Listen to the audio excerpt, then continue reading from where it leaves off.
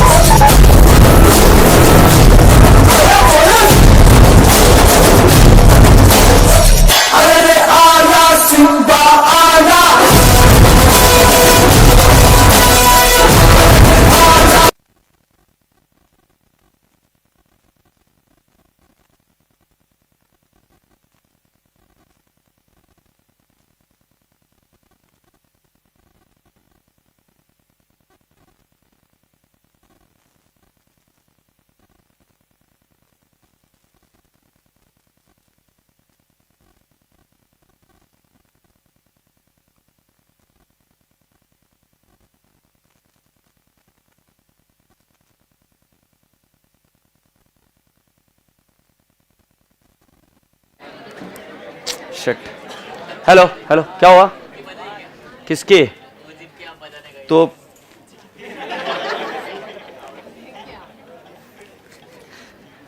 Hello, हाँ अभी streaming चालू है ना भाई? अभी दिख रहा है क्या मैं उधर? Tank tank. सिंह किधर है? अरे संतोष किधर है? वो ठीक करेगा। ठीक है, अच्छा वेलकम गुरु जी। अच्छा अभी सब ठीक है क्या? मैंने अभी तक कुछ चालू नहीं किया। एक सुन ना, रिकॉर्डिंग वापस से प्रेस कर, वापस 0 से शुरू करते हैं। ओके ओके, अब वापस से एक बार सीधे बैठो, सीधे बैठो। चलो जल्दी से एक बार गुड आफ्टरनून बोलो। ओके, अब जल्दी से एक बार प्यारी सी थोबड़े पर स्माइल लेके आओ, अच्छी वाली। That's good. अभी आवाज निकालने लगे, अब थोड़े दिनों के बाद में देखना है आवाजें चेंज हो जाएगी, but good. Stay happy, right, stay calm and compost. मेरे बाजू वाले रसगुल्लों को भी नमस्ते इधर से ही, और सभी ऑनलाइन लाइव वाले बच्चों को प्रणाम, नमस्ते। सुनना मेरी बात ध्यान से। अब हम शुरू कर रहे हैं प्रॉफिट प्रायर टू इनकॉर्पोरेशन। बाजू वाले बच्चों को मैंने वापस बता दिया, वापस इस क्लास में बता दूं कि क्लासरूम का जुगाड़ हो गया है, एंड धीरे धीरे अभी जैसे आपको लग रहा है फीलिंग, वो फीलिंग को हम थोड़ा कम कर देंगे। जो ऐसा लग रहा है ना कि इधर बहुत गर्दी गर्दी है, ऐसे चिपके चिपके लोग बैठे हैं, थोड़े दिन में हो जाएगा नॉर्मल, ठीक है? Alright. So boys and girls, we are going ahead and talking about the profit prior to incorporation. मैंने क्या क्या चीज़ें समझाई मैं आपको दोबारा एक बार याद दिला देता हूँ। प्रॉफिट प्रायर टू इनकॉर्पोरेशन में एक्चुअली हम हमारे प्रॉफिट्स को 2 हिस्सों में डिवाइड करते हैं। प्रॉफिट प्रायर टू इनकॉर्पोरेशन, ये प्रॉफिट जाता है कैपिटल रिजर्व में, और जो प्रॉफिट आफ्टर इनकॉर्पोरेशन है ये प्रॉफिट जाता है P&L अकाउंट में। तुम्हारे चेहरे पर एक क्वेश्चन मार्क आया था कि इससे क्या ही फर्क पड़ गया, at the end of the day तो प्रॉफिट ही है। फिर मुझे समझाना जरूरी पड़ा कि इस चैप्टर का एक्चुअल मूल सिद्धांत क्या था। तो उनको यह बताना था कि भाई साहब जो प्रॉफिट में तुम बांट रहे हो कोई छोटी मोटी चीज नहीं है।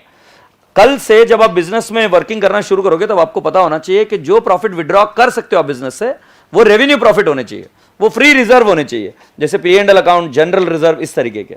जो कैपिटल रिजर्व होते हैं वो बिजनेस में से आप विड्रॉ नहीं कर सकते फॉर योर पर्सनल यूज। क्या ये बात समझ में आई? फिर मैंने आपको बताया था कि अलग अलग प्रकार के कैपिटल रिजर्व हो सकते हैं, जैसे कैपिटल रिडम्पशन रिजर्व, जैसे कि कैपिटल रिजर्व खुद, जैसे कि securities premium, debenture redemption reserve. Agreed? ये सारे रिजर्व्स विड्रॉ नहीं कर सकते बिजनेस में से हम। Do you all agree? ठीक है, हम यहां तक समझ में आ जाने के बाद में हम थोड़ा सा आगे बढ़े कि हमारे पास P&L अकाउंट 1 होगा या 2, तो एक्चुअली हमारे पास P&L अकाउंट 1 ही होगा, क्योंकि हमारे पास बुक्स जो पुरानी है वही बुक्स कंटिन्यू हो रही है। अब इन बुक्स के प्रॉफिट्स को, इन बुक्स के आइटम्स को हमें डिवाइड करना होता है प्री और पोस्ट पीरियड में। अब जो ये डिवाइड करने का मसला है ये बहुत इजी है, हम आराम से इसको सॉल्व कर सकते हैं। तो मैंने उसमें बताया कि कुछ आइटम ऐसे होते हैं कि जो शादी में जाने के बाद में, राइट, कल शादी का एग्जाम्पल दिया था, राइट, मैंने आपको कहा था पंडित जी की सैलरी चेंज होती है क्या? तो it remains same. So then my dear friends, I asked you, similarly if I tell you कि there are some expenditure like rent, does that change? No. But बेटा जी कुछ एक्सपेंडिचर ऐसे होते हैं जो क्वांटिटी के साथ में चेंज होते हैं, जैसे खाना चेंजेस। सो बेटा जी कल मैंने आपको 2 रेशियो भी समझाया। पहला रेशियो बड़ा सिंपल था, टाइम रेशियो। टाइम रेशियो का फॉर्मूला था from the date of incorporation, बशी, date of acquisition to date of incorporation, and from the date of incorporation. Good. So ये हमारे प्री और पोस्ट इनकॉर्पोरेशन पीरियड बनता है। राजा बेटा जी इसको टाइम रेशियो बोलता है। टाइम रेशियो करते वक्त मैंने आपको बताया था सावधानी से मंथ कैलकुलेट करिए। कई बार आपको 12 मंथ्स का पीरियड नहीं दिया जाएगा, 11 महीने का, 15 महीने का पीरियड दिया जाएगा। सो हमेशा बेहतर है, क्योंकि टाइम रेशियो चुका तो बहुत सारे आइटम हमारे गलत हो सकते हैं। तो टाइम रेशियो कैलकुलेट करते वक्त आराम से कैलकुलेट करिए, कोई प्रॉब्लम नहीं है। Don't take anything for granted. इसका मीनिंग समझ में आ रहा है ना? Okay, next step, sales ratio हमने किया। सेल्स रेशियो में हमने आपको फोकस कराया शब्द एवरेज मंथली सेल्स। जब मंथली ये शब्द यूज किया तो मैंने बोला कि कभी भी सेल आपको पीरियड, प्री इनकॉर्पोरेशन पीरियड और पोस्ट इनकॉर्पोरेशन पीरियड ऐसा नहीं दिया जाएगा।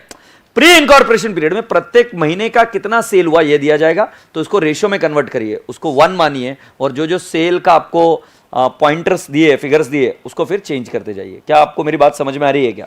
ये मैं आज आपके साथ वापस वर्कआउट करूंगा। सो कल हमने कुछ टाइम रेशियो की प्रॉब्लम करी सॉल्व, और कुछ सेल्स रेशियो की भी प्रॉब्लम सॉल्व करी। इसके अलावा कल मैंने आपको यह भी बताया कि अगर कुछ नहीं बताया जाए तो किस तरीके से रेशियो कैलकुलेट, सॉरी कौन सी चीज कहां पे जाती है, मैंने आपको बताया। तो जैसे अभी हम पूछ लेते हैं जीपी कौन से रेशियो में जाता है? ठीक है, अभी अंडी बंडी शंडी जो नहीं बोलेगा। सैलरी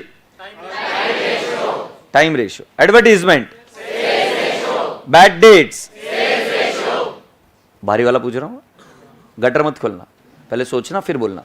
लॉस बाय फायर, जिस पीरियड में हुआ उस पीरियड में। वैसे profit on sale of investment, loss on sale of investment जिस पीरियड से ताल्लुकात रखता है उस पीरियड में जाएगा, because these are items which are not related to month और सेल्स। अगर मान लो मैंने परसों ही दिन कुछ शेयर्स बेचे, मेरे उस पर प्रॉफिट हुआ, राइट, तो प्रॉफिट हुआ तो ये कौन से पीरियड में जाएगा? जिस पीरियड में बेचा उस पीरियड में जाएगा ना। उसका एक्रूअल कॉन्सेप्ट से क्या लेना देना, महीनों से क्या लेना देना, उसका सेल से क्या लेना देना। जब भाव आए मैंने बेच दिया, भाव कब आएंगे पता नहीं है, से यस और no. So boys and girl, profit और loss on sale of investment, loss on sale of asset, fixed asset, loss by fire, all these items will go into the period to which it belongs. Say yes. Interest कौन से period में जाएगा, कौन से ratio? अरे बोलो रे, पक्का ना, इंटरेस्ट टाइम रेशियो में जाएगा। चलो अभी कुछ पूछते हैं। Directors fees, preliminary expenses, share issue expenses, underwriting commission. Clear? So I hope you people have understood so far, and I think this part is absolutely clear in your mind. हाँ बेटा, wages बिल्कुल सही, variable में जाएगा। तो क्या चीज? Wages. हाँ मैं आपको समझाता हूँ। सो बेटा जी, जब हम ग्रॉस प्रॉफिट निकालते हैं उसके रिलेटेड जो वेजेस है that will be used to calculate the gross profit. So wages जब हम लेते हैं तो उससे जीपी निकाल लेंगे पहले हम, और जीपी हमारा सेल्स रेशियो में जाता है। सो इनडायरेक्टली और डायरेक्टली वेजेस भी किस में गए, चले गए बेटा जी? Sales ratio. मैं फिर दोबारा बता रहा हूं, मेरे को एक और लाइन बोलनी है अभी बाकी है। वेजेस अगर हम देखेंगे तो हम वेजेस कहां यूज करते हैं? ट्रेडिंग अकाउंट में। Opening stock, purchases, wages, carriage inward, by sales, by closing stock, और हमें आ जाएगा जीपी। अब जीपी बेटा मैंने कौन से रेशियो में बताया आपको? Sales ratio. माने जो वेजेस ट्रेडिंग के जा रहे, जो प्रोडक्शन के लिए यूज हो रहे, वो तो 110% बेटा जी मैंने किस में डाल दिया? Sales ratio. बट इसके अलावा भी कुछ चीजें ऐसी होती है जिसको हम वेजेस बोलते हैं, कई सारी चीजें जो आपको पूछी जा सकती है, जो P&L अकाउंट में भी जा सकते हैं, जैसे wages given to security guard, wages given to the security guard of the office or whatever. Now that has got nothing to do with the production, that has got nothing to do with the sale. In that case it will go in what? Time ratio. ठीक है? But जो wages production से related है, जो जैसे unit बढ़ेंगे वैसे wages बढ़ेंगे, जिसके बीच में वो ताल्लुकात है, वो 110% तुम जो बता रही हो बिल्कुल सही है, सेल्स रेशियो में जाएगा। ठीक है? ऑलराइट। सो थोड़ा सा और पूछ लेते, कैरेज इनवर्ड कहां जाएगा, कौन से रेशियो में? बहुत बारी। Carriage outward is a selling expense. Carriage outward is what? Selling ratio. It is a selling expense, sales ratio. से यस। बैड डेट्स, अच्छा मुझे एक बात बताओ, बैड डेट्स और बैड डेट्स रिकॉर्ड दोनों सेम है? बैड डेट्स जनरली जाता है सेल्स रेशियो में, but bad debts recovered will go in the period to which it belongs. तो बेटा जी एग्जामिनर को बड़ा मजा आता है, वो क्या कर देता है? दोनों को चिपका कर दे देता है। तो तुम उसको अलग कर सकते हो क्या? बैड डेट्स को होता है debit balance, bad debts recovered को होता है क्रेडिट बैलेंस। तो जब ये नेट ऑफ कर देते तो वो एक नेट बैलेंस आपको दे देगा, बट उसके बाद में बैड डेट्स रिकवर्ड कितना है वो आपको देंगे, तो उससे आपको फिगर निकलते आएगा। से यस, वो अपन करेंगे आज प्रॉब्लम में। अच्छा, अगर एग्जामिनर ने बोला कि सुन मेरे भाई, तुमको ये चीज 2:1 के रेशियो में डालनी है, तो तुम एग्जामिनर से भिड़ोगे या 2:1 में करके आओगे? Common sense clear? मतलब खाली पकड़ मस्ती मत करिए। चलिए राजा बेटा जी, अभी आपको मैंने एक शीट दी है ऐसी। हाँ हाँ सर मैं बताऊंगा, पर 99% आपको नहीं आने वाला ऐसे कुछ, बट वेजेस डिपेंड करता है। अरे तुम प्लीज समझो, वेजेस दोनों टाइप के हो सकते हैं। तुमको कॉस्टिंग में लेबर नाम का एक टॉपिक पढ़ाया जाएगा, और लेबर में आपको पढ़ाया जाएगा कि कितने यूनिट मैन्युफैक्चर किए, उसके बेसिस पर भी लेबर होता है, और कुछ लेबर फिक्स्ड भी होता है जिसका प्रोडक्शन के साथ कोई ताल्लुकात नहीं होता है, प्रोडक्शन या सेल्स कुछ भी नहीं हुआ तो भी रहेगा wages. So it completely depends on what kind of the relation of wages is having with the sales. If wages is related to sales, then of course it will go, or purchases also for that matter, the wages will be distributed in what? Sales ratio. But wages और purchases का कोई ताल्लुकात नहीं, independent है, then it will go in time ratio sir. Okay? तो ये पता होना जरूरी है। हाँ अभी मैं आपको बता दूं बेस्ट पार्ट, 99% केस में, 99 क्या 100% केस में आपको वेजेस को बांटने की जरूरत ही नहीं पड़ेगी, क्योंकि आपको डायरेक्टली जीपी दिया जाएगा, राइट? बट मेरे को तुम्हारी बुद्धि तो डेवलप करनी पड़ेगी ना, नहीं तो तुम रट्टा मार के जाओगे ऐसे। वेजेस बोले तो ऐसे, वेजेस अलग अलग प्रकार के होते हैं, जैसे आप इसमें पढ़ोगे अभी कॉस्टिंग में, लेबर नाम का एक टॉपिक है आपके, बताया होगा ना जब सिलेबस बताया, सो लेबर में आपको बताया जाएगा कौन से अलग अलग प्रकार के लेबर होते हैं जो पेमेंट करने का स्टाइल, ठीक है। सो राजा बेटा जी, आप सभी लोगों से रिक्वेस्ट है, एक्सक्यूज मी, आप क्लास वर्क क्वेश्चन नंबर 5 में आएंगे, ठीक है। जिनके पास शीट दी हुई है तो आपके पास क्या है, इसके अंदर क्वेश्चन फर्स्ट जो है क्वेश्चन नंबर 5 है। दूसरी चीज आपको क्या करनी है, ऑनलाइन लाइव के बच्चों आप तक बुक्स पहुंच गई होगी, और जो बुक्स नहीं पहुंची है तो आपको यहां पर नीचे डिस्क्रिप्शन में जो पीडीएफ दी है वो पीडीएफ एक बार डाउनलोड कर आप देख लीजिए। सो क्या मैं ये अपेक्षा मान के चलूं क्या, ये डिस्क्रिप्शन में है क्या, देख रहे पीडीएफ, डिस्क्रिप्शन में पीडीएफ है क्या, देख, हाँ आज भी डाल देना, कल के लेक्चर में डाला तो आज थोड़ी ना जाएंगे कल के लेक्चर में, वो बहुत होशियार और बड़े लोग हैं। चलिए, नहीं पहुंची सर तो अभी आ रही है बेटा, अभी देखो तुम्हारे पास तुरंत आ जाएगी। तो सभी लोगों के पास क्या ये शीट है? अच्छा, अभी हमने कल आपसे ये बातचीत करना शुरू करी थी, हमारे लिए क्या आंसर है, क्वेश्चन आंसर है। हम हमारे मन से कुछ भी नहीं करते, जो कुछ भी करते क्वेश्चन से। तो आज और अगले एक आध दिन तक मैं जो आपको सिखाऊंगा वो क्वेश्चन कैसे पढ़ना वो सिखा रहा हूं। मुझे बड़ा गुस्सा आता है उन बच्चों पर, कल मैंने पढ़ाया सिर्फ इसलिए नहीं क्योंकि तुम्हारे पास क्वेश्चन बैंक नहीं था। तुम समझ रहे हो कितना सीरियसली लेता हूं। तो हर एक बच्चे के पास उसकी टेक्स्ट बुक या नोटबुक चाहिए, ठीक है, मतलब ये जो टेक्स्ट बुक है या जो ये है वो चीज़ चाहिए, मतलब चाहिए। मैं सेकेंड इंपॉर्टेंट चीज़ बोल रहा हूँ कि आपको यहाँ पर इसको हाईलाइट करना या मार्किंग करना अनिवार्य है, मस्ट है, ठीक है। तुम पेंसिल से करो, पेन से करो, तुम्हारा कॉल है, बट पेंसिल शायद चलेगी नहीं उस पर, बट पेंसिल या पेन से आपको हाईलाइट करना जरूरी है। हर बार कोशिश करना कि इसके अंदर आपका इंटरप्रिटेशन सही जाता रहे। राजा बेटा जी, अगर आप क्वेश्चन को नहीं पढ़ेंगे और मैं अकेला पढ़ता रहूंगा तो इसका मतलब यह है कि आपको बोर होएगा and you'll feel like sleepy because you are not getting involve with the problem. If you don't want to feel sleepy, keep the text book with you and read from the text book. Do not complain with me कि sir जगह नहीं है इसलिए मैं text book use नहीं कर रहा हूं। तू टेक्स्ट बुक को फोल्ड करके यूज कर, मेरे को कोई वांदा नहीं है। इंपॉर्टेंट है तेरे मस्तिष्क में वो चीज जाना, बट तू वो यूज करेगा। बात क्लियर है सभी को? हाँ। तो कल से अगर कोई टेक्स्ट बुक, अच्छा, जो लोग दो लोग मिलकर एक टूथब्रश यूज करते हैं वो एक टेक्स्ट बुक यूज कर सकते हैं। फिर हम वो एक ब्रश लाएंगे, दोनों को ब्रश करने के लिए बोलेंगे हमारे सामने। तो जो बच्चे एक स्केल, एक पेंसिल, एक टेक्स्ट बुक यूज करना चाहते हैं, मुझे कोई एतराज नहीं है, बट उन्होंने उसके पहले क्या करना होगा, दोनों ने मिलकर एक टूथब्रश यूज करना। तो फिर समझ में आता है कि कुछ चीजें अलग अलग ही होनी चाहिए, उनमें से एक है टेक्स्ट बुक, ठीक है। गुड।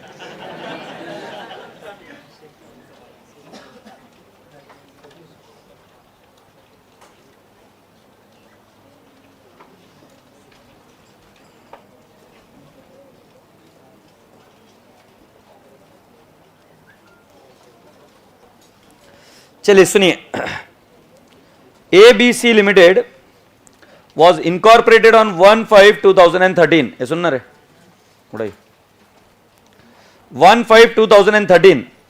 जब तुम मेरे हिसाब से 10 साल के रहे होंगे, नहीं 10 साल के कहीं के 10-11-12 साल के थे, ठीक है। कहीं पे भी कुछ भी करते रहते थे, शेमड़े वही वाले। ABC लिमिटेड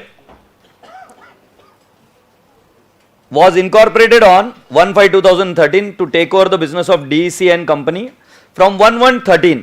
so बेटा जी 1/1/13 से लेकर 1/5/13 is what टाइम रेशियो, क्योंकि हमारा क्वेश्चन ही आंसर है तो हम टाइम रेशियो लिख देंगे बेटा जी। कैन आई नॉट से 1/1/13 से 1/5 4 मंथ है क्या, और बेटा मेरा ईयर एंड क्या है 31 दिसंबर। क्या पढ़ पाए इसको? 31 दिसंबर होने की वजह से मैं आगे के लिख दूंगा 8 months, बिकॉज 1/1 से लेकर 1/5 तक कितने महीने हो जाते हैं 4, और उसके आगे बेटा जी कितने महीने हो गए 8 महीने। सो हमारा रेशियो बन गया 1:2, ये टाइम रेशियो बन गया, ठीक है। अब जरा ध्यान से सुनिए, जब मैं क्वेश्चन पढ़ते जाऊंगा तब आपने क्या करना है, उसका क्लासिफिकेशन करते चले जाना है। बट ऐसा हो सकता है कि जो मैंने क्लासिफिकेशन किया है अभी वो मेरे कल तक की पढ़ाई के बेसिस पर है, बट नीचे जाने के बाद में एडजस्टमेंट दी है, ऐसी कुछ एडजस्टमेंट दी है, हाँ या नहीं? उस केस में जिन जिन के एडजस्टमेंट दिए उसका मुझे चेंज वापस करना पड़ सकता है। समझे नहीं समझे? जैसे मानो सैलरी के बारे में मैं क्या कर दूंगा, आई will write down time ratio. Rent and rates में क्या बोल दूंगा, टाइम रेशियो। मेरा आंसर अभी तक सही है, बट जैसे ही मैं नीचे जाता हूं तो मुझे पता चलता है कि उन्होंने बोले manager salary was increase 2000 per month from 1/5/2013। तो राजा बेटा जी उसकी वर्किंग नोट करनी पड़ेगी और आंसर निकालना पड़ेगा। समझ में आया कि नहीं है? मतलब हम पहले कैसे क्लासिफाई कर रहे हैं, नॉर्मली, फिर एडजस्टमेंट में अगर वो बोला कि अलग रेशियो यूज करो तो इसको काट कर उसको चेंज कर देंगे। एग्रीड? तो मतलब रट्टाबाजी नहीं हो रही। कैरेज आउटवर्ड मतलब क्या होता है बेटा जी? It is actually related to what, sales. ये कौन से रेशियो में जाएगा, सेल्स रेशियो। फिर नेक्स्ट अभी तुम मुझे बताओ, जो ट्राई करेगा उसको आएगा। Printing and stationery. अच्छा, तुम्हें पता है मैं कितने सालों से पढ़ा रहा हूं? 20 साल से। पागल, क्या उम्र क्या पकड़ रहा है मेरी? पापी नहीं नहीं, क्या आएगा 11 पे, काफी साल हो गए पढ़ाने को। 11 साल की तो मेरी गुड़िया हो गई, उसके पहले से मैं पढ़ा रहा हूं। सुनो, नहीं 20, अरे सुन लो भाई, मैं बता रहा हूं। तो मैं काफी सालों से पढ़ा रहा हूं, क्योंकि आप मेरे को हिम्मत नहीं हो रही तुमको बताने के लिए, तो मैं बता रहा हूं, क्योंकि मैंने को भी रियलाइज करे भाई इतना बुढ़ा हो गया मैं। हाँ, सो मैं तुमको काफी सालों से पढ़ा रहा हूं और मैं आपको ये बता रहा हूं भाई साहब, जब मैं पढ़ा रहा हूं ना तब ये प्रॉब्लम मैं हर बार सॉल्व करता हूं। ठीक है? सो आपको कम्युनिकेशन अगर इंप्रूव करना है तो आपको बोलना पड़ेगा, और आप सीए बनने के बाद में भी अगर ऐसे झंडू बाम के जैसे बाहर जाओगे ना तो उसका फायदा जीरो है। अच्छा डॉक्टर कौन होता है पता है क्या? जो बहुत पढ़ता लिखता है वो नहीं होता है। अच्छा डॉक्टर वो होता है जो अच्छे से बात कर सकता है, और बात करना या पर्सनालिटी डेवलपमेंट ये 7 दिन के कोर्स में नहीं आता है, ये हर रोज प्रैक्टिस करना पड़ता है। तो अगर मैं पूछ रहा हूं ना कि इसका आंसर दो, तो तुमको ऐसा मत सोचो कि मैं अपने आप से बात कर रहा हूं या कुछ बच्चों से या मेरे बाजू वाले से, मैं सिर्फ तुमसे बात कर रहा हूं। सो सिर्फ तुम तुम्हारा कंट्रोल करो और बोलो मुझे। और अब जो इसके बाद में बोलते हुए नहीं पाया गया तो फिर मैं उसको लाके इधर खड़ा करूंगा। ठीक है? क्योंकि कुछ समय तो मैं बताना कि क्वेश्चन कैसे पढ़ने का समझाने का है। हाँ, इंटरेस्ट ऑन डिबेंचर।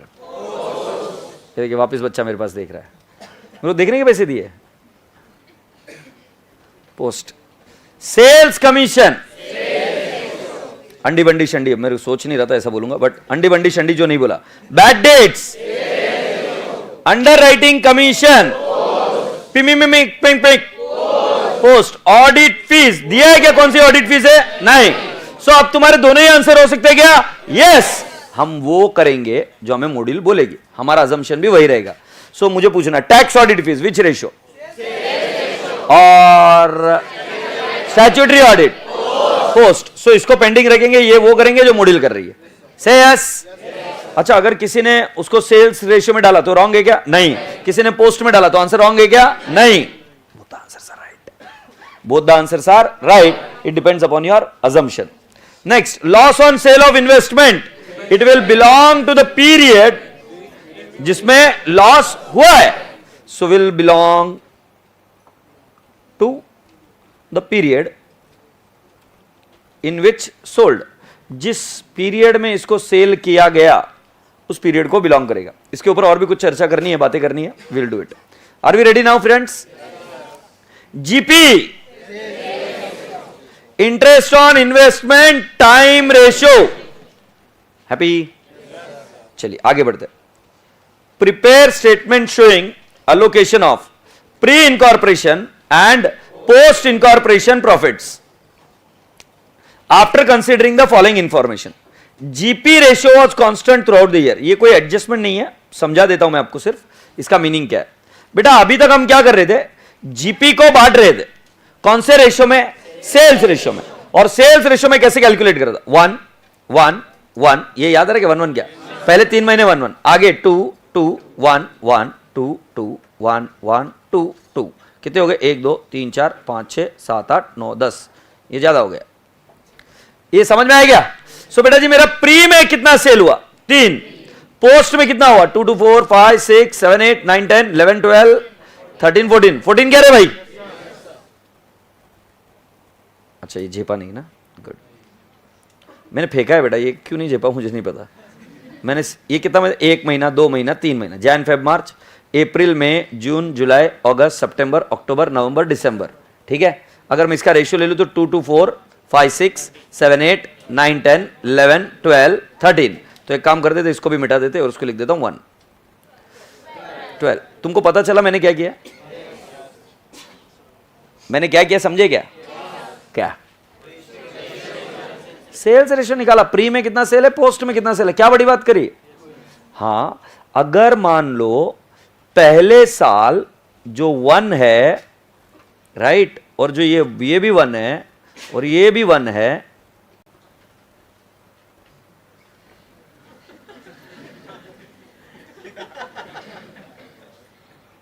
ये जो है इसमें लॉस हुआ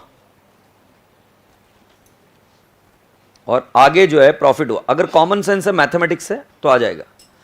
पहले 3 महीने लॉस हुआ और उसके अगले महीने में प्रॉफिट हुआ, तो मुझे बताओ प्री वाले पीरियड में अगर जीपी मुझे बांटना है तो लॉस बांटना पड़ेगा ना, और पोस्ट वाले पीरियड में मुझे क्या बांटना पड़ेगा, प्रॉफिट। सो कुल मिलाकर बोलने का तात्पर्य क्या है कि राजा बेटा जी, हमारा एक महीने में जीपी रेट है 10%, अगले महीने में 25%, फिर लॉस हुआ, फिर प्रॉफिट हुआ, फिर लॉस हुआ, फिर प्रॉफिट हुआ, फिर प्रॉफिट, फिर प्रॉफिट।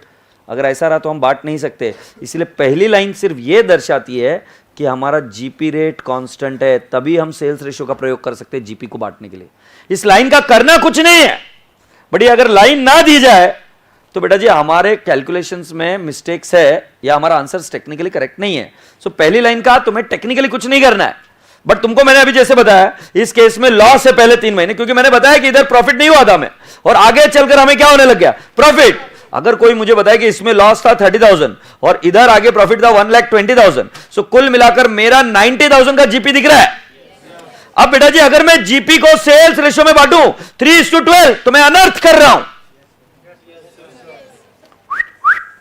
नहीं समझे, वापिस से बता रहा हूं। पहले मेरा लॉस था, कितने का लॉस था, 30,000। फिर अगले मेरे महीनों में कितने का प्रॉफिट था, 1,20,000। दोनों का नेट ऑफ किया, लॉस और प्रॉफिट को जोड़ा तो कितना आया, 90,000 का प्रॉफिट। अब 90,000 को मैं सेल्स रेशियो में बांट रहा हूं तो मेरा आंसर बराबर नहीं आ रहा, देख लो, क्योंकि तुमने निकाला ना सेल्स रेशियो 3:12।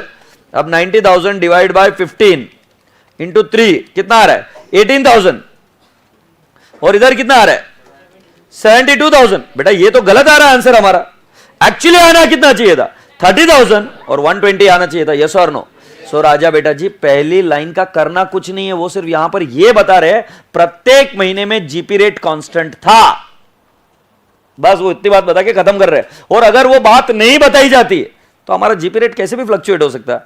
जैसे मेरे को पिछले महीने में प्रॉफिट 20% था, इस महीने में प्रॉफिट 25% है, अगले महीने में 10% है, तो उसके इसमें सेल्स रेशियो अगर सब फालतू है, क्योंकि सेल्स रेशियो हमारा तभी काम कर सकता है जब हमारा जीपी रेट कांस्टेंट है। अब इसके आगे से हर प्रॉब्लम में ये लाइन रिपीटेड रहेगी, बट इस लाइन के ऊपर मैं चर्चा नहीं करूंगा, इसका हमें अकाउंटिंग में कुछ नहीं करना है। ये लाइन इसलिए मेंशन की जाती है ताकि हम समझ जाए कि प्रत्येक महीना जीपी कांस्टेंट था, इसलिए जो जीपी है उसको सेल्स रेशियो में बांटा जा सकता है। अगर जीपी कांस्टेंट नहीं है तो मैंने प्रूव करके बताया सेल्स रेशियो का कोई फायदा नहीं है।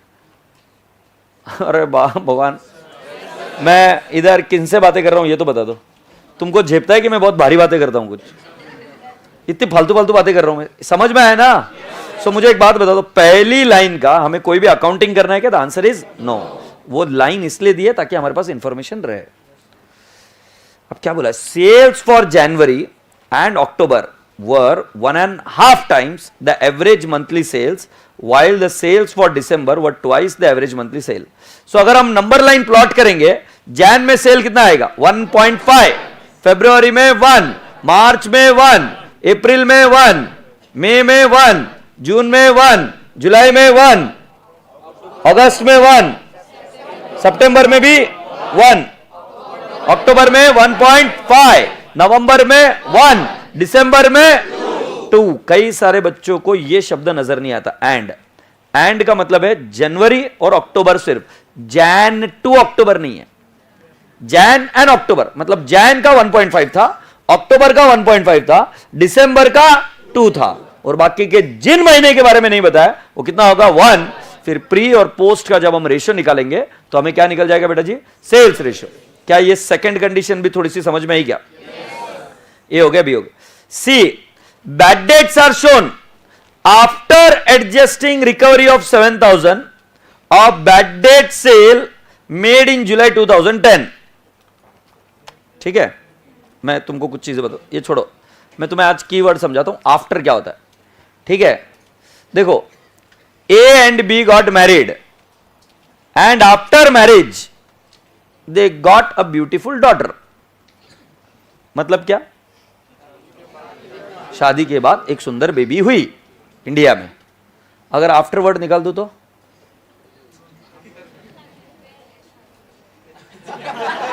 मैंने बोला A and B after marriage, बोला A and B after marriage gave birth to a beautiful daughter, मतलब शादी के बाद एक ब्यूटीफुल डॉटर का जन्म हुआ। मैं बोल रहा हूं सिर्फ इसमें से आफ्टर शब्द निकाल दू तो हाँ, तो डाउट आ रहा है क्या मन में? हाँ, और वो संगीन डाउट, प्रॉब्लम वाला डाउट है ना? हाँ, तो आफ्टर वर्ड इधर भी उतना ही इंपॉर्टेंट है। आफ्टर का मतलब समझ में आ रहा है कि वो बोल रहे कि भाई साहब ऊपर जो दिया हुआ बैड डेट्स है उसमें adjusting recovery of 7,000 of bad date for sale made इन 2010, और अभी हम बैठे ले 2013 में। समझे क्या? इस लाइन का मीनिंग बता दो मुझे क्या है? नहीं नहीं नहीं नहीं, ये जो इधर बैड डेट्स है ये कैसे है? कौन सा? उसमें क्या एडजस्टेड है? बैड डेट्स रिकवर्ड एडजस्टेड है। कान खोलो, बैड डेट्स को कौन सा बैलेंस होता है और बैड डेट्स रिकवर्ड को कितना होता है? मतलब ये कुछ ऐसी स्टोरी बनी है क्या? बैड डेट्स चुप minus bad debts recovered is equal to 91,000, क्योंकि उन्होंने बोले मेरे को ट्रायल बैलेंस में जो दिया या P&L में जो दिया ये आफ्टर एडजस्टमेंट हो रहा है। After adjustment bad debts recovered minus ही होएगा ना सर? सो मुझे बताओ बैड डेट्स रिकवर्ड 7,000 दिया है क्या? और इज इक्वल टू 91,000 है क्या? माइनस एक्स, एक्स कितना है बैड डेट्स पता नहीं। सो मैं आपको बता रहा हूं ना, अपनी सुंदर टीचर को याद करो, मैथ्स वाली को, और मुझे बताओ कितना रहेगा बैड डेट्स। सो बैड डेट्स 98,000। ओ सर सुनो ना, इतनी लास्ट बात बताओ, बैड डेट्स कितना है? 98,000। बैड डेट्स रिकवर्ड कितना है? Bad debts recovered is 7,000। पूछू क्या? पूछू बैड डेट्स कौन से रेशियो में जाता है? तो वो 91,000 जाएगा कि 98,000? 98, क्योंकि बैड डेट्स 91 है ही नहीं। बैड डेट्स कितना है? 98 है। और बैड डेट्स रिकवर्ड कौन से पीरियड में जाता है? To the period to which it belongs. देखो जरा कौन सा पीरियड है? 2010। 2010 कौन से पीरियड को बिलोंग कर रहा है? Pre. So bad debts recovered will go in what? Pre, and bad debts will go in what? Sales ratio. Happy? पूरी क्लास से दोबारा पूछ लेता हूं, बैड डेट्स कितना है? बराबर 91,000 क्या है फिर? आफ्टर एडजस्टमेंट है, तो बैड डेट्स नहीं है। So after adjustment 91,000। सो मेरा राजा बेटा मैं आपको ये पूछ रहा हूं, बैड डेट्स कितने आए? 98,000। बैड डेट्स कौन से रेशियो में जाता है? Sales ratio. और बैड डेट्स रिकवर्ड कौन से इसमें जाएगा? To the period to which it belongs. बहुत प्यारा बच्चा है। Yes sir, good. Point number C समझ में है? C, good. C, manager salary was increased by ₹2,000 per month from 1/5/2013। ठीक है सर, तुम्हारी हाइट कितनी है? 5.8। तुमने अगर ऐसा बोला, देखते तुम्हारी अक्ल कितनी है इंग्लिश की। In the last 1 year my height increased by 3 inches। मतलब ये 3 इंच का हुआ है कि 3 इंच से बड़ी है? मतलब ये पहले कितना का था? 5.5, अभी 5.8। कॉमन सेंस है। इधर भी उन्होंने बोले manager salary was increased by ₹2,000 per month. Word क्या है? बाय। मतलब उन्होंने ये बताया कि 3 इंच से बड़ी। उन्होंने ये नहीं बताया बाकी की हाइट कितनी है। उन्होंने एनुअल सैलरी नहीं दी। अरे गाउटी गाय छाप, अगर ये बोले ना कि 2,000 into post month, 2,000 into post month, agreed.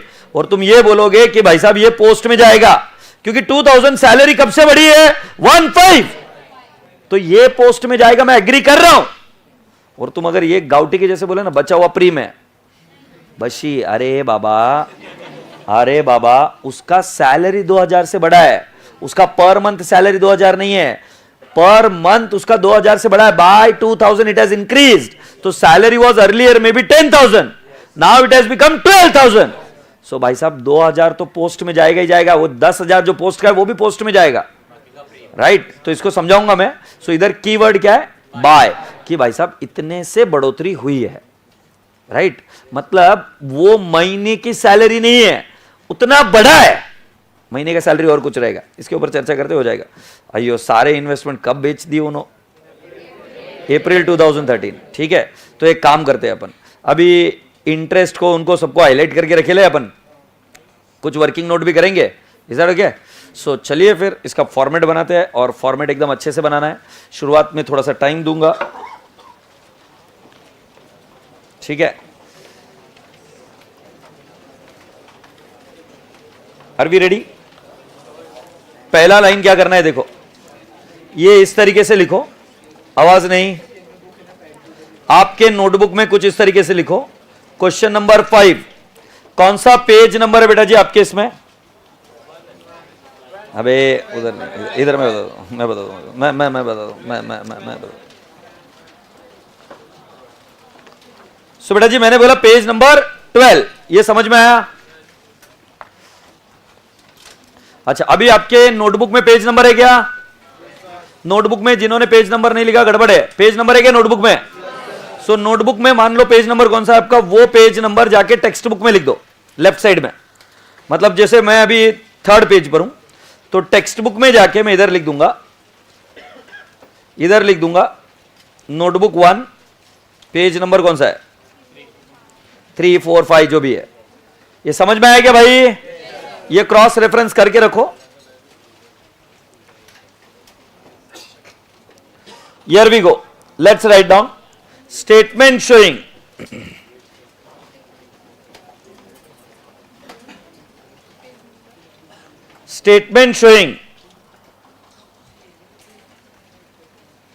calculation of pre and post incorporation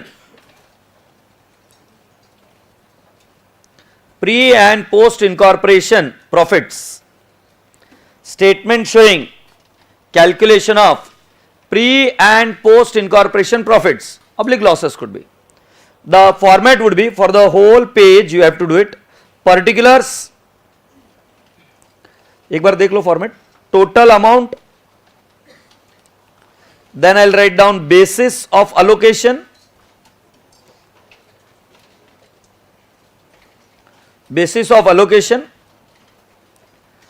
pre-incorporation, and boys and girls you have to write down post-incorporation.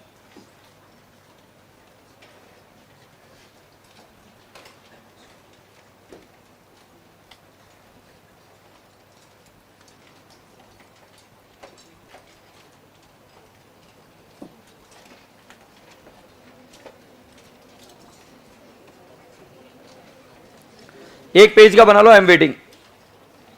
Statement showing calculation of pre and post incorporation profits.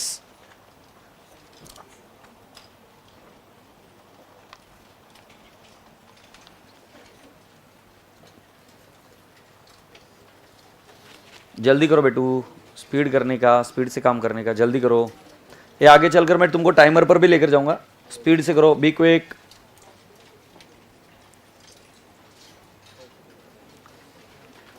हाँ बेटा,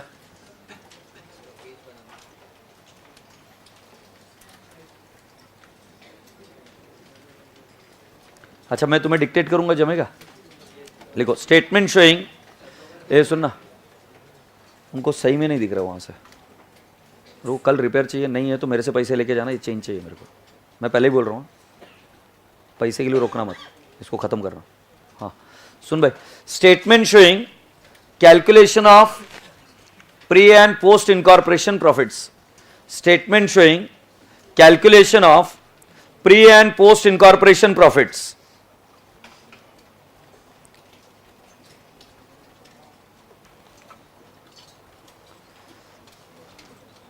Now next, particulars. Particulars पहला column बनेगा बेटा, ये बड़ा होगा थोड़ा सा। Now the second column is total amount. Then the second column is total amount. Third column is basis for allocation. Basis for allocation. Basis for allocation. फिर pre incorporation profits या प्री इनकॉर्पोरेशन पीरियड लिख दो, pre incorporation period. और फिर next post incorporation period, post incorporation, ठीक है। पूरे एक पेज भर की लाइन बना ले बेटा, बना लिए क्या साहब?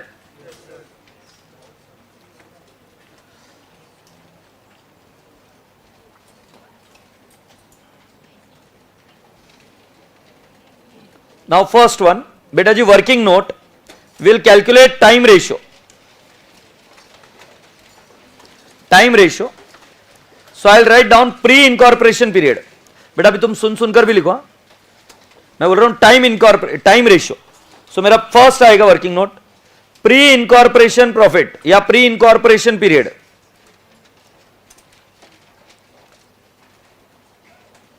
Pre incorporation period I'll write down 1/1/13 to 1/5/13 and I'll write down it is how many months? 4 months. Then I will be having post incorporation profit. Post incorporation period is equal to, I'll write down 1/5/13 to 31st December 13, it is 8 months.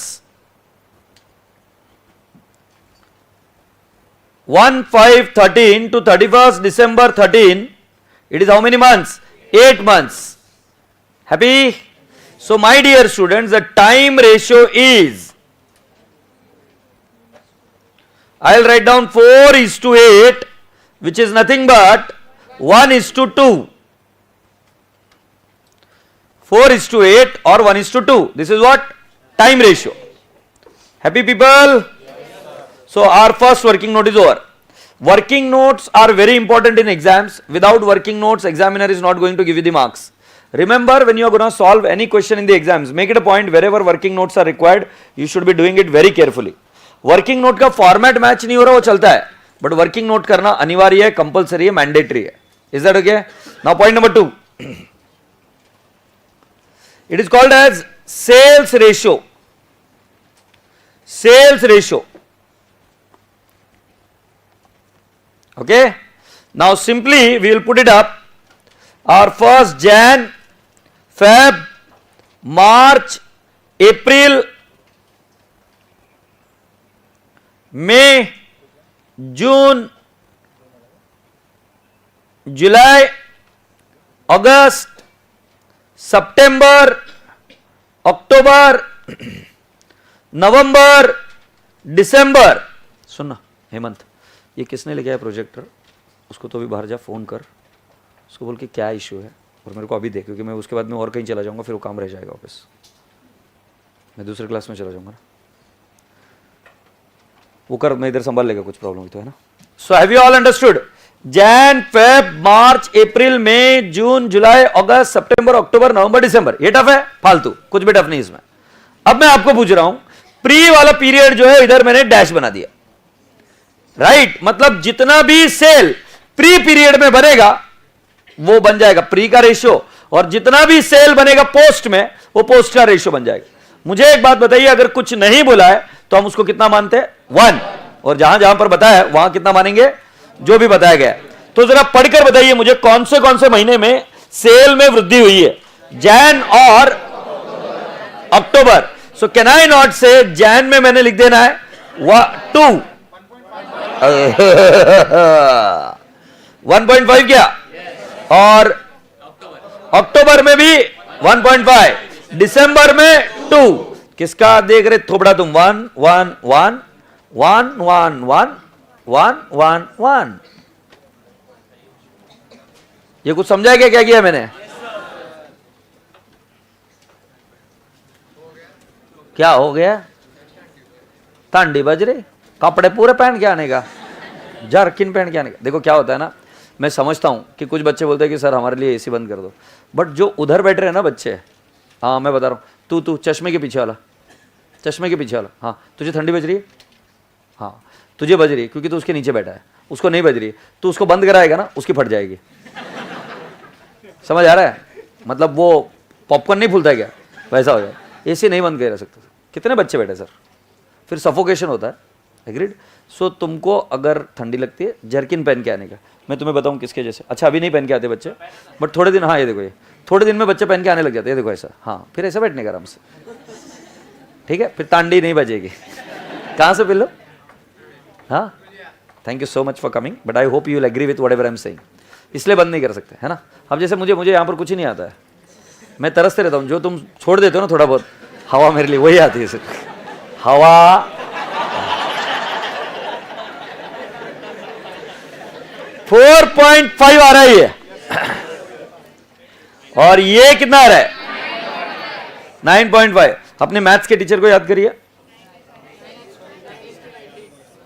वाह I love you, maths के teacher को याद करते बता दिया उन्होंने, पहले आ गया। तो ये एक्चुअली 4.5:9.5 है, इसको मुझे फुल डिजिट में कन्वर्ट करना है, तो मैंने इसको मल्टीप्लाइड बाय 2 कर दिया, ये कितना आ जाएगा 9, और ये 19।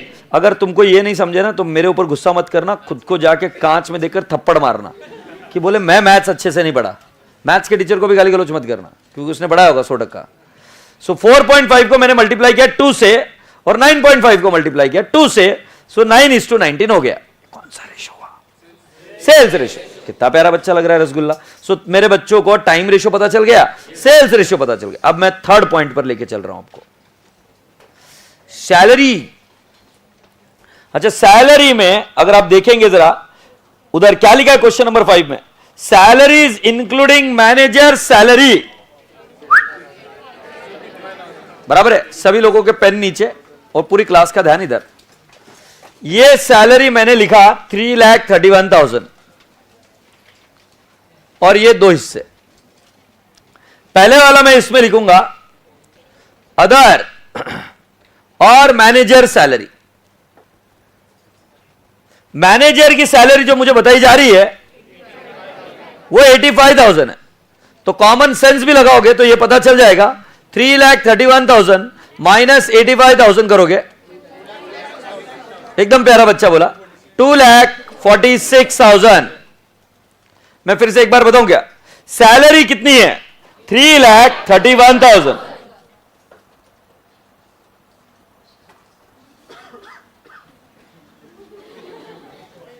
नहीं कोई बात नहीं, मैं बोल रहा हूं, देखो तुम्हारा ध्यान इधर उधर जाता है ना, तो that is not something you should feel bad about your self, at least not in front of me, don't do that. मैं तुम्हें गिल्ट में कभी नहीं डालता, सिर्फ यह है कि मैं जब जताऊं तो वापस आ जाने का, बस यू डोंट हैव टू, मतलब वापस आ जाना मतलब होता है कई बार आपका थॉट निकल जाता है, इधर उधर चला जाता है, तो इट्स ओके, बट वापस आ जाने का ख्यालों में, इधर जाने का आने का, जाने का आने का, ठीक है। तो उधर क्यों चले गए, देखो माइंड पर है ना, मैं हमेशा बोलता हूं किसी के पास ऑन ऑफ बटन नहीं है, तुमके नहीं तो कौन, मतलब मुझे बताओ इतना पैसा भरकर हमारी लाइफ कितनी इजी हो जाती पता है कुछ समय के बाद में। तुम साले आते हमको पैसा भरते, रो रो कर एडमिशन लेते, फिर उसके बाद में हमको बोलेंगे कुछ समय बाद में सर क्लास न खोलो, ये तुम बोलोगे कि हमारी प्रोफेशन बहुत भारी है, बहुत इजी है, मतलब पैसा ऐसा लोग आके देके जाते, फिर बोलते सर क्लासेस मत लो, फिर तुम्हारा क्लास में ध्यान नहीं रहेगा। तो मैं तुम्हें बताता हूं 2 चीजें अलग अलग है, और ये बहुत इंपॉर्टेंट चीज आज बता रहा हूं, आपके इंटेंशंस और आपका अपने आप पर कंट्रोल, ये 2 चीजें अलग होती है। इंटेंशंस जो तुम सोच के आए थे डे 1 में, इंटेंशन जो आपके माता पिता के इंटेंशंस है, इंटेंशंस जो अपने बारे में आप सोचते हो, इंटेंशंस किसी के गलत थोड़ी ना होते, राइट। कौन चाहता है कि शादी करते हो डिवोर्स हो, कभी नहीं, बट डिवोर्स होते हैं। कौन चाहता है कि पार्टनरशिप में एंटर करते हो कि भाई साहब फ्रॉड हो, बट फ्रॉड होते हैं। इंटेंशन अलग चीज होती है, बट आपका अपने आप पर कंट्रोल एक अलग चीज होता है। कंट्रोल एक ऐसी चीज है कि आपको ऐसा लगता है कि मैं एग्जाम दिन के दिन पढ़ाई कर पास हो जाऊंगा, ये वर्चुअली इंपॉसिबल है। और इसके पीछे कारण यही है कि तुम अपने आप को 1 दिन में 2 दिन में चेंज नहीं कर सकते हो। आपकी जो मेमोरी है वो सिर्फ इधर तक नहीं है, वो आपके कण कण में आपकी मेमोरी। तो मैं आपको सिर्फ इतनी सी बात समझाने की कोशिश कर रहा हूं राजा बेटा जी, कि जब मैं आपको सजग बनाऊं ना, कि आपको देख लिया सपोज, तो मैं आपकी इंसल्ट नहीं कर रहा हूं। कई बार क्लास के बाद में बच्चा मुझे छूटने के बाद में बोलता है कि सर सॉरी सर मेरे से गलती हो गई, कोई गलती नहीं है, सजगता से बता रहा हूं। अगर आपका ध्यान डाइवर्ट हो गया, वापिस इधर आ जाना, बात खत्म, उसके अलावा इसका और कोई काम नहीं है। मतलब अपने आप को ऐसा जज मत करने लग जाना। स्पेशली ऑनलाइन वाले बच्चे तो पता नहीं कि देखते देखते कहाँ चले जाते हैं। वो देखते देखते सोचता है कि थोड़ी देर इंस्टाग्राम देख लेता हूँ, वो सर अभी बोल रहे हो कॉन्सेप्ट आता है, और वो देखते देखते पूरा लेक्चर खत्म हो जाता है, उसका इंस्टाग्राम खत्म नहीं होता, ऐसा होता है।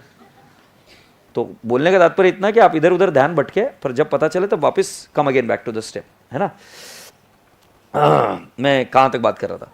331 हमारी सैलरी है, उसमें से मैनेजर की सैलरी 85,000 ये बताया, और अदर, अब अदर कौन है मुझे नहीं पता, उनकी सैलरी 2,46,000 है, ये बैलेंसिंग फिगर है, आप एग्री करते होंगे। अब जो अदर की सैलरी, उसके बारे में कोई चर्चा नहीं करी गई है। सो बेटा जी क्या मैं ये बोल सकता हूं कि इसके दो हिस्से होंगे, एक होगा प्री और एक होगा पोस्ट, और मैं ये डालूंगा टीआर में, टीआर बोले तो टाइम रेशियो। टाइम रेशियो है मेरा 1:2, सो डिवाइड बाय 3 इंटू 1, ये थी 2,000 और 1,64,000। क्या मेरे रसगुल्लों में बात समझ में आई क्या? क्या किया बताओ मैंने? पहले सैलरी दिख रही है क्या? सैलरी में मैनेजर सैलरी पर एडजस्टमेंट है, go and check. Adjustment number कौन सी है बेटू? वो बी में, डी में एडजस्टमेंट है। सो बेटा जी मैंने क्या कर दिया, मैनेजर सैलरी को अलग निकाला, और अदर की सैलरी कितनी है? 2,46,000। अदर्स की सैलरी पर कुछ नहीं बोला है, तो कॉमन सेंस की बात है, अदर सैलरी टाइम रेशियो में जाएगा, क्योंकि सैलरी टाइम रेशियो में जाता है। से यस और नो? सो बेटा जी टाइम रेशियो क्या है? 1:2 के हिसाब से 82,000 और 1,64,000 चला गया। अब सुनिए बात अगली, पिल्लो ये 85,000 जो है ना, ये एनुअल नहीं है, इसके अंदर इंक्रीमेंट भी है और एनुअल भी है। जब कोई व्यक्ति बोलता है कि मेरा इंक्रीमेंट हुआ है, तो वो ये नहीं बोल रहा कि मेरी सैलरी 2,000 है। तो जैसे मैं आपको बताऊं गलत चीज क्या सोच सकते हो आप, आपको अगर यह लग रहा है कि पोस्ट पीरियड में, मेरा जो पोस्ट पीरियड शुरू होता है मई, June, July, August, September, October, November, दिसंबर, राइट, ये कितने महीने हो गए? 8 महीने। अगर आप ये सोच रहे हो कि मेरी पोस्ट की सैलरी 8 इंटू 2,000 तो कितना? 16,000 अगर आप सोच रहे हो पोस्ट में है, और 85 माइनस 16,000 प्री में है, तो तुम अपने आप से पूछोगे, तो तुम अपने आप को चीख चीख के कहूंगा कि हां मैं अगरबत्ती हूं। ये अगरबत्ती जैसी बात कर रहे हैं ना। 85,000 में अगर आप ये सोच रहे हो कि आगे के महीने की सैलरी सिर्फ 2,000 रुपए पर महीना है, तो तुमने क्वेश्चन क्या पढ़ा? कुछ ही नहीं पढ़ा। और तुम ये बोल रहे हो कि अगले महीने की 16,000 और प्री की 69,000। It is nonsense. Now read the question again carefully. They are saying increase in salary by, increase बोला है क्या? ये क्या लिखा है? इंक्रीज बाय ₹2,000, माने इंक्रीज कितना है? 16,000। सो मतलब बचा हुआ एनुअल है विदाउट इंक्रीमेंटल, बचा हुआ एनुअल है विदाउट इंक्रीमेंटल। मतलब अगर इंक्रीज नहीं होता तो कितना होता? सो बेटा जी 85,000 माइनस करिए 16,000, सो ये 69,000 एनुअल है। अब इसको वापिस बांटेंगे किसमें? टाइम रेशियो में। ओ भाई समझे क्या? नहीं अरे बाबा ये 8 इंटू 2,000 16,000 इंक्रीज है क्या? इसका मतलब ये सिर्फ इंक्रीमेंटल की बात चल रही है। एनुअल सैलरी बेटा जी मैं 85,000 में से 16,000 माइनस किया, जो इंक्रीज हुई वो, तो मुझे कितना मिल गया? 69,000 पूरे साल की मिली विदाउट इंक्रीमेंट। मतलब बढ़ने के पहले कितनी थी? 69। अब 69 तो टाइम रेशियो में जाएगा ना रे भाई, इंक्रीमेंटल जाएगा पोस्ट में। तो जरा ध्यान से देखिए इस चार्ट में मैनेजर सैलरी में मैं ऐसे करूंगा इंक्रीज, राइट। ये कब से इंक्रीज? 1/5 कौन सा तारीख है बेटा? 13 to 31st December 13. Can I not say that it will be how much? 16,000. 16,000 आएगा। और ये जो बचा हुआ है 85 माइनस 16,000, सो बेटा जी मैं बोलूंगा बैलेंस एनुअल। बैलेंस एनुअल कितना आएगा बेटा जी? 69,000। नाउ आई विल क्लासिफाई, ये वाला पोर्शन तो पोस्ट में ही जाएगा 16,000, क्योंकि वो कब से? 1/5 से है ना, ओके। और ये वाला पोर्शन जाएगा दो हिस्सों में वापस, प्री पोस्ट। ये कौन से रेशियो में जाएगा? TR, time ratio. So 69,000 divide by 3 into 23,000, 46,000। Do you all appreciate? देखो ये समझने में देरी लगी ना, वांदा नहीं है, हो जाएगा। पहले तुम सैलरी बताओ मुझे कितनी है। अच्छा, सिर्फ मैनेजर सैलरी की बात करनी है, टोटल करनी है? चलो टोटल कर दे। 331 है। अब 331 में मैनेजर को साइड में निकाला तो बचा वो बाकी के लोगों का है। बाकी के लोगों में तो कोई लफड़ा नहीं, वो कौन से रेशियो में जाएगा? Time ratio. मतलब लेफ्ट वाला पार्ट एकदम क्लियर है। फिर मैनेजर की सैलरी में लफड़ा है, तो मैं आपको समझाता हूं। क्या मैनेजर की सैलरी इंक्रीज हुई क्या? कौन से पीरियड में इंक्रीज हुई? इंक्रीज का मतलब ये होता है एडिशनल। एडिशनल क्या होता है? किसी एक लेवल के ऊपर। जैसे मैंने इसका बोला his height increased by 3 inches, तो इसकी हाइट 3 इंचेस नहीं है। मतलब जब आप ये बोल रहे हो ना 2000 इंटू 8, तो तुम 16,000 क्या बोल रहे हो? सिर्फ पोस्ट में जाएगा। तुम्हें पता है तुम क्या बोल रहे हो? कि मतलब पोस्ट में उसकी सैलरी सिर्फ 16,000 थी और 85,000 माइनस 16,000, 69 वाज प्री। ये तो अगरबत्ती वाला लॉजिक है। हाँ, बट ये लॉजिक में दम पड़ रहा है क्या? देखो कि 16,000 is increment and remaining is without increment annual. Annual है पर वो प्री वाले पीरियड का नहीं। And how much is that? 69,000. Now 69,000 I am going to divide it into pre and post, which is nothing but time ratio 1:2. Yes or no? So अगर आप ये table देख पा रहे हो तो ये कैसा है? सैलरी 331, अदर और मैनेजर सैलरी। अदर वाला तो क्लियर है ना टाइम रेशियो में, और पहला स्टार मार्क इधर है, मतलब पहला बैलेंसिंग फिगर अदर आएगा। फिर मैनेजर सैलरी 2 हिस्सों में बटा, increase and what? Annual. Increase कौन से पीरियड को बिलोंग कर रहा है? पोस्ट, तो पोस्ट में गया। और जो बैलेंस एनुअल है ये कौन से रेशियो में जाएगा? Time ratio. ठीक है। हाँ, मेरे को एक बात करनी है आपसे। मैं कभी नहीं चाहता कि तुम्हें वापस प्रेस्टीज पॉइंट की जरूरत पड़नी चाहिए। मैं जेन्युइनली मेरे बच्चों का विकास ऐसा चाहता हूं कि उनको मेरी जरूरत नहीं चाहिए। मैं तुम्हें इंडिपेंडेंट बनाना चाहता हूं। तो मेरे क्षमताओं के बारे में छोड़ो, मैं कुछ चीज़ ऐसे करके पढ़ा दूंगा कि तुमको समझ में भी नहीं आएगा कि मैंने क्या पढ़ा है। एज इन कुछ चीज़ छोड़ दी, कर दी, राइट। एक टीचर ने है ना, टीचर के पास अभी जैसे तुम्हारी जितनी उम्र है ना उतना मेरा एक्सपीरियंस है, तो मेरे को तुमको मैनेज करना is not a big deal. I can very easily manage you people, right. मैं कौन सी चीज़ सिखाना नहीं सिखाना ये कभी भी स्किप कर सकता हूँ। मेरा हमेशा से जो मोटो है वो ये है कि मैं मेरे बच्चों के साथ जब काम करूं तो बड़ी रिस्पॉन्सिबिलिटी के साथ काम करूं और उनको इंडिपेंडेंट बनाऊं। अगर तुम ये कॉपी करते हो तो तुम्हें इजी लगेगा, मुझे मालूम है, मुझे ये भी पता है कि तुम उसमें ज़्यादा कंफर्टेबल रहोगे, बट ये तुम्हारे हित में नहीं है। मैं तुम्हें मेरे क्लास में इंडिपेंडेंट बनाता हूं। देखो मेरा मोटो क्या है क्लास का? मेरे क्लास का मोटो ये है कि क्लास की पढ़ाई भी बहुत इंपॉर्टेंट पढ़ाई है। और अगर कल को बच्चा एग्जाम, मतलब मेरी पढ़ाई हो जाने के बाद, क्लासेस होने के बाद में अगर मान लो 4-5 दिन अकाउंट्स की पढ़ाई कर एग्जाम देना चाहे तो उसको देते आना चाहिए, उसको कॉन्फिडेंस चाहिए। हाँ, उन बच्चों के लिए एप्लीकेबल है सिर्फ जो सारी क्लासेस अटेंड करेंगे और सारी टेस्ट सीरीज अटेंड करेंगे। मैं यहां तक ले जाऊंगा आपको, एग्रीड। तो मेरा मकसद क्या है कि आपको इंडिपेंडेंट बनाना। मेरा मकसद ये नहीं कि आपको मुझ पर डिपेंडेंट बनाना। देखो कई सारे बच्चों ने लोन लेकर काम किया होगा, कई सारे बच्चों को फैमिली को इधर भेजने के पहले काफ़ी डिस्कशन हुआ होगा, किसी तरीके से पैसों का जुगाड़ हुआ होगा। अब यहाँ पर मेरे से ऐसा कोई पाप नहीं होने वाला कि जिसमें मैं आपको इसको कॉपी करने के लिए दे दूंगा। मैं कैसे कराता हूँ देखो, सुनो काम। मैं आपको बोलूंगा आप लिखो, तो तुम्हारे दिमाग में क्या चलेगा? यार आ नहीं रहा, यार सर ने जितना अच्छा लिखा वैसे क्या हो जाएगा, मैक्सिमम पन्ना ही तो कटेगा ना। बट जो आ नहीं रहा था वो तो पता चला कि नहीं आ रहा है। फिर उसके बाद में जब इधर देखोगे तब दिमाग में चालना चलती है, वो आना बहुत जरूरी है। थॉट, बिना थॉट के किसी चीज का निर्माण हो ही नहीं पाया आज तक। भाई साहब कोई चीज ऐसे ही नहीं बनी है। जॉन राइट ब्रदर्स ने जब डिसाइड किया कि हमें एरोप्लेन बनाना, पहले थॉट आया।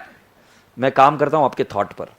किसी भी चीज के निर्माण के लिए पहले सबसे इंपॉर्टेंट जो चीज है वो थॉट है।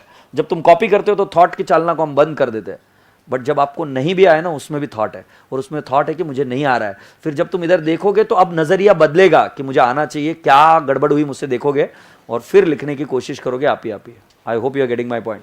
ये थोड़ा सा रेजिस्टेंस आएगा आपको मेरी तरफ, आपको लगेगा कैसा आदमी है, गंदा आदमी है, लिखने नहीं दे रहा है हमको, कॉपी नहीं करने दे रहा। मैं नहीं करने दूंगा। हाँ, एक बार ये हो जाने के बाद मैं स्क्रीन वापस ओपन करूंगा, जो जो आपने मिस्टेक करी है उसको रेक्टिफाई करने के लिए वापस टाइम दूंगा। तो आप मेरे तौर तरीकों से चलो सर, आपको जिता दूंगा, ठीक है। तो मैं जो बोल रहा हूं करो, बिंदास आंखें बंद करके फॉलो करो, तुम्हारा नुकसान नहीं होगा। करो बेटू, आप ही अभी करो। सैलरी का बनाएगा और किसका बनाएगा? एडे। अच्छा ठीक है, मैं एडा। दोस्त है तेरा? दोस्त है? हाँ कमीना है एकदम। अब वो नाराज हो रहा तो तुझे भी करना पड़ेगा ना। क्या है लिखना? हो गया? तभी कॉपी कर लिया? अभी क्या? कहां से हो? गोवा का है? मत जलाया कर यार ऐसे। अब नहीं पूछूंगा किसी को आज। फिर इधर क्यों आ गए? तुम तो उधर ऑलरेडी जन्नत में थे। मतलब क्या कमी रह गई गोवा में जो तुमको यहां आना पड़ा? हाँ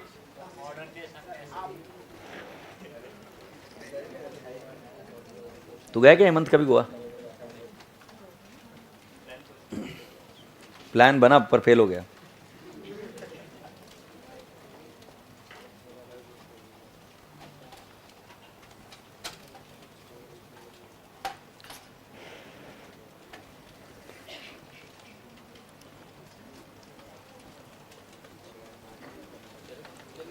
सौमिक जैन निकाल कर बता बेटा मुझे, कैसे निकालेगा बताओ? पर मंथ सैलरी कैसे निकालेगा बता मुझे।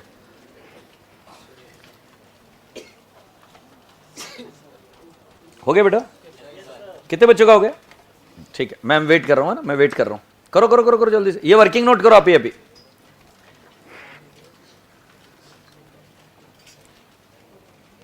कुछ बच्चे पूछते हैं वर्किंग नोट ऐसी चलती है क्या? बिल्कुल चलती है, ऐसी बनाना। ठीक है,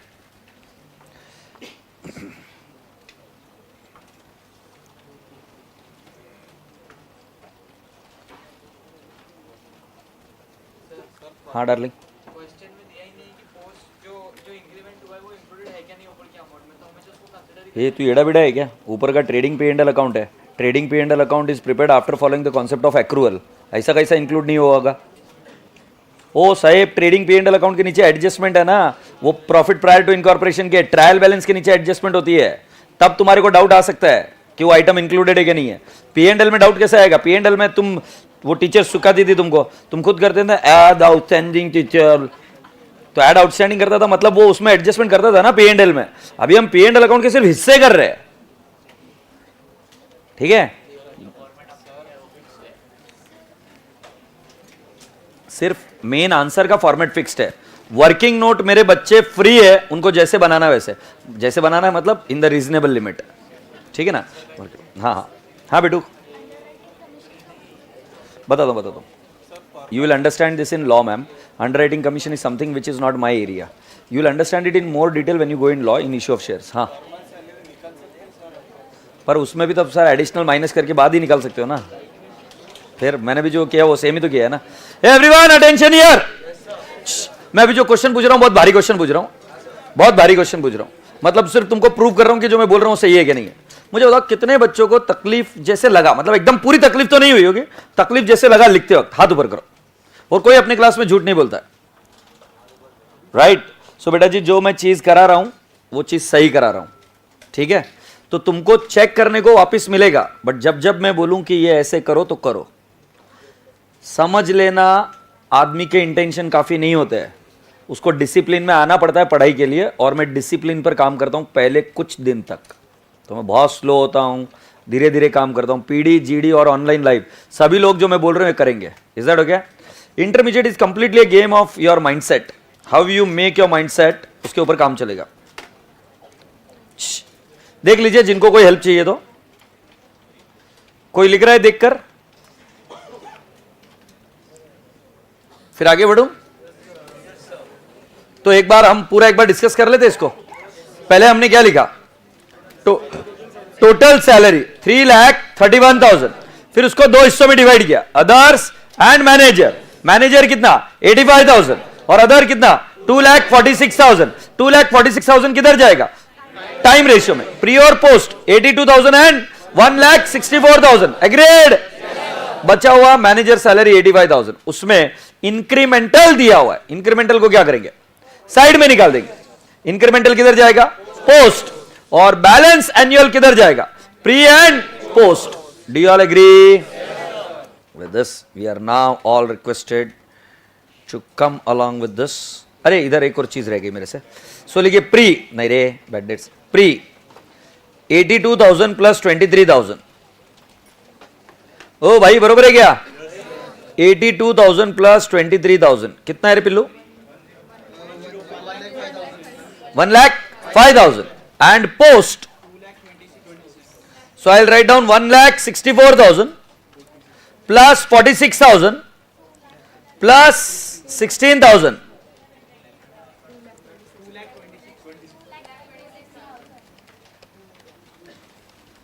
2,26,000. Do you all agree people? You have been amazing so far. ठीक है, अभी और एक वर्किंग नोट रहेगी किसकी? Bad debts. सो अभी इसका वर्किंग हमारे पास है प्री और पोस्ट में कितना जाना है। सो प्री में manager salary and normal salary will go 1,05,000, okay, and in the post it will go is 2,26,000. So boys and girls, now you are going to the next working note and I am writing down the working note number 4th. Bad dates.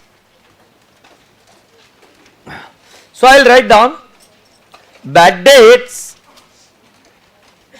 minus bad dates recovered is equal to what? Bad dates minus bad dates recovered is equal to what? क्या answer है मैं बेटा? 91,000. Do you all agree? So मेरे राजा बेटा जी, मुझे ये पता है कि बैड डेट्स रिकवर्ड कितना है, 7,000 is equal to 91,000. So bad dates minus 7,000 is equal to 91,000.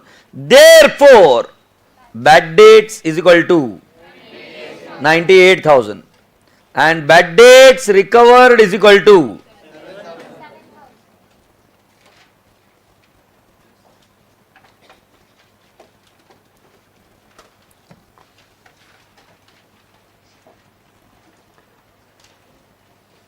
happy? Here we go.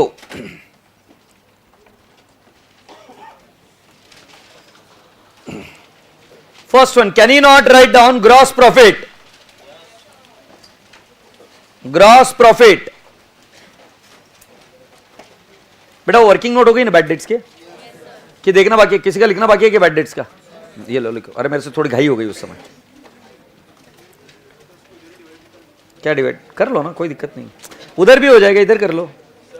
हाँ हाँ, ऑडिट फीस का नोट लिख देंगे, अजम्पशन लिख देंगे, ऑडिट फीस का अजम्पशन लिख।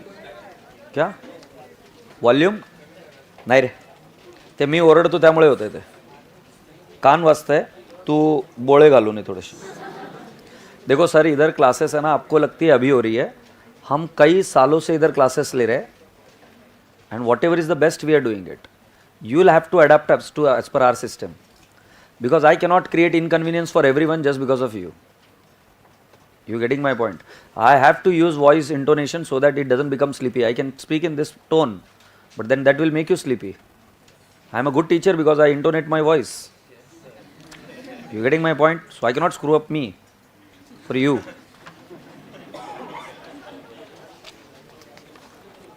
मतलब तुमको ऐसा लगता है कि हमें कई सारी चीजें पता नहीं है, ऐसा नहीं है, तुम्हें पता नहीं है और तुम्हें अडेप्ट करना है काफी सारी चीजों में, ठीक है? ठीक है, आर वी रेडी बेटा? सो बेटा जी पहली बात लिखो, ए डार्लिंग लिखना, पहला जीपी बेटा जी टोटल अमाउंट लिख दीजिए 10,64,000, है ना बेटू? फिर इंटरेस्ट ऑन इन्वेस्टमेंट,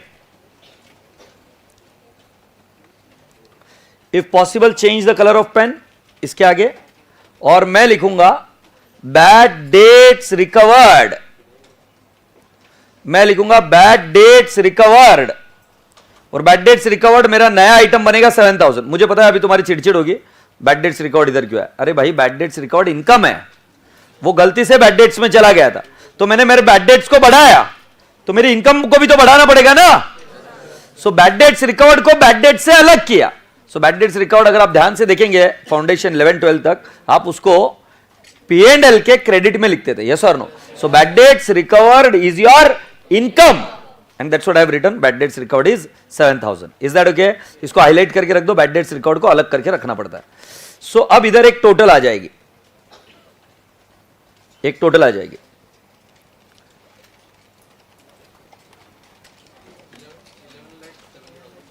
11,07,000 क्या? So we'll get 11,07,000. Are we ready? Then we are expected to go ahead and talk about what? Rent.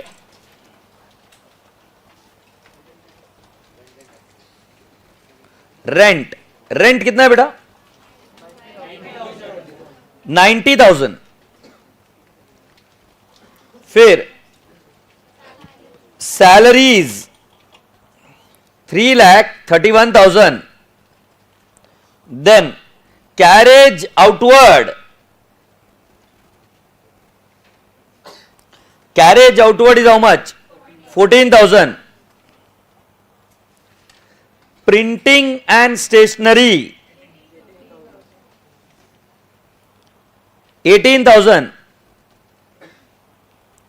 फिर interest on debenture 25,000. फिर sales commission 30,800. बैड डेट्स मैं आपको इसको भी हाईलाइट करने के लिए बोलूंगा, और बैड डेट्स आपसे सुनना चाहता हूं फिगर कितना है? 98,000. तो तुम्हें समझ में आया कि नेट नेट इफेक्ट अभी भी 91 का ही जा रहा है, बट बैड डेट्स का अपोर्शनमेंट अलग है और बैड डेट्स रिकवर्ड का अलग है. सो हमने bad debts recovered income side में दिखाया और बैड डेट्स अलग दिखाया. तो जब भी नेट ऑफ कर दिया जाए उन दोनों को क्या करोगे आप? सेपरेट. और सेपरेट करने का तरीका मैंने आपको अभी बताया, प्लस माइनस के साइन से आप कर सकते हो. Agreed? Yes. Now, after bad debts, my dear friend, we have got something else which is called as underwriting commission. And as you rightly say, it is how much? 26,000. After underwriting commission, you have got something called as preliminary expenses. 28,000. Audit fees 45,000. Loss on sale of investment 11,200. Is that okay? Yes. So बेटा जी अब इसकी भी total ले लो एक. अरे darling उसके बाद में निकलेगा, अभी टोटल ले ले please. 90,000 plus 3,31,000 plus 14,000 plus 18,000 plus 25,000 plus 30,800 plus 98,000 plus 26,000 plus 28,000 plus 45,000 plus 11,200. कितना बता रहे पिल्लू? You are absolutely bang on target. 7,17,000. कितने प्यारे बच्चे हो तुम. अच्छा अब मैं आपको पूछूं A माइनस B, वो वही आएगा नेट प्रॉफिट. कितना आएगा रे? 3,90,000.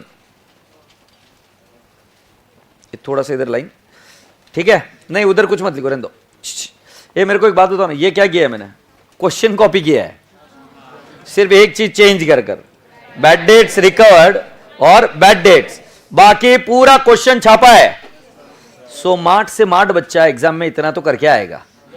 अच्छा अभी जीपी कौन से रेशियो में बढ़ता है रे? Sales ratio. सेल्स रेशियो बताओ मुझे क्या है? बशी 9:19 लिखो. 9:19. अच्छा जरा जाके ढूंढो बेटा इन्वेस्टमेंट कब सेल किया है. मैं पूरी क्लास से पूछ रहा हूं, मुझे एक जन अप्रैल में. अच्छा बेचने के बाद में भी इंटरेस्ट मिलता है क्या? तो मतलब इंटरेस्ट सिर्फ अप्रैल तक का ही होगा. वापिस पूछ रहा हूं, go and check point number E. Point number E जाके पढ़ो. इन्वेस्टमेंट कब बेचा है?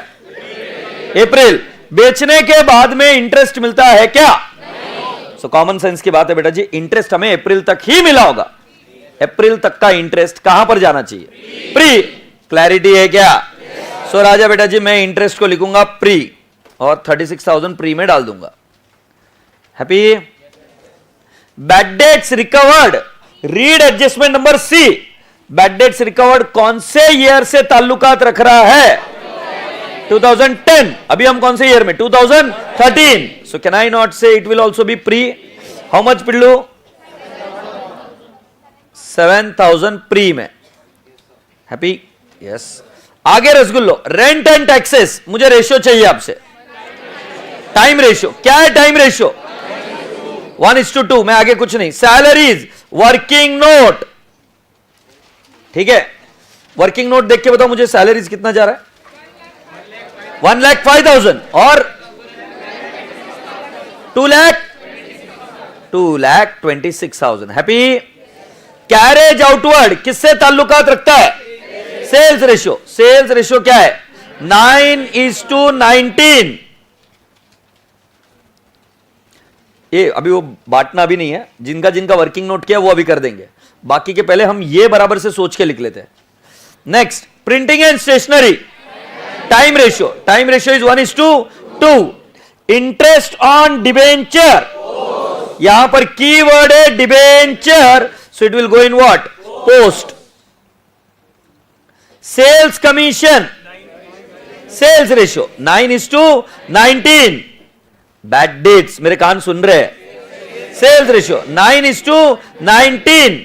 Under writing commission, post. बेटा अंडर राइटिंग कमीशन जिनको नहीं समझ में आ रहा है, it will be taught to you in company law, मैं अभी नहीं समझाना चाहता वो, राइट? जब शेयर्स अंडर सब्सक्राइब होते हैं, उससे बचने के लिए अंडर राइटर अपॉइंट होते हैं, और अगर आप चाहो तो गूगल भी कर सकते हो, बट अंडर राइटिंग कमीशन पर लॉ में अच्छे से समझोगे और समझ में आ जाएगा।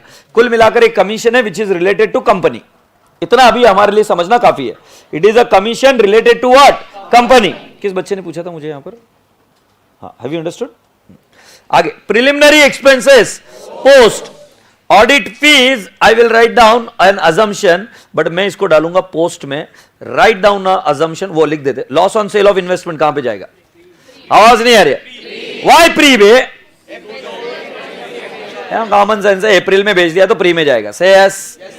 सो राजा बेटा जी, नोट लास्ट में लिखेंगे। अब क्या करना है आप मुझे बताओ। वो 10,64,000 को 9:19 में बांटना है ना? सुनो तो सही, 9:19 में बांटने का है क्या? ठीक है, फिर एक काम कर दे, 36,000, अच्छा 36,000 तो गया ना, sorry, 10,64,000 divide by 9:19 means what? Divide by 28 क्या? Into 9, how much? 3,42,000, 7,22,000। ये एक और टोटल आ जाएगी और एक टोटल आ जाएगी। सो 7,22,000 आया और 3,42,000 प्लस 36,000 प्लस 7,000,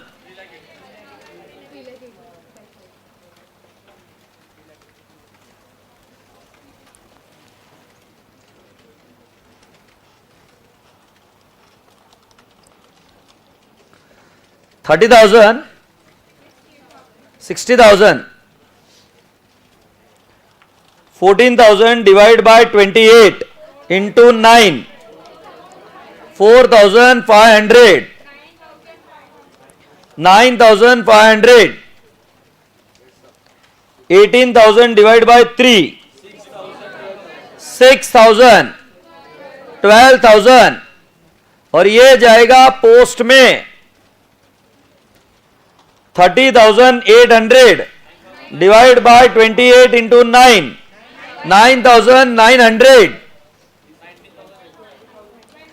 20,900। बेटा बिल्कुल भी कॉपी मत करना, स्लो होएगा चलेगा, कॉपी मत करना, जूठन मत खाना किसी की। वेरी गुड बेटा, और ऊपर से फेंक। 31,500, 66,500, 26,000 will go in post, 28,000 will go in post, 45,000 will go in post, और प्री में जाएगा 11,200।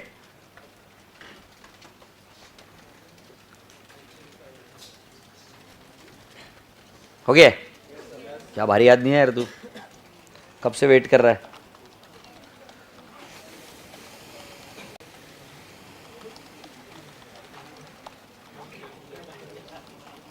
साहब 198 100 आ रहा है क्या ये?